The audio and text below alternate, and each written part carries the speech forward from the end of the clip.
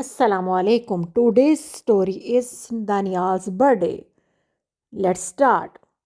Yesterday is Daniyal's birthday, so he invited everyone in his party. He also invited his best friend Nabil. Nabil promised to come as he did not want to miss his best friend's birthday. The next day, Nabil woke up and wrapped the toy car that he had bought for Daniyal's birthday. But when Nabil was going down the stairs, he fell down and hurt his arm. Mother took him to the hospital.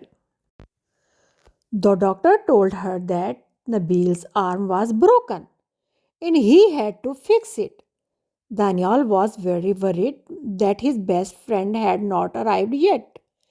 All his other friends had already arrived. Mother did not want Nabil to go to the birthday party. But Nabil told mother that he had promised Daniyal. When the doorbell rang, Daniyal opened the door. Hi, what happened to your arm?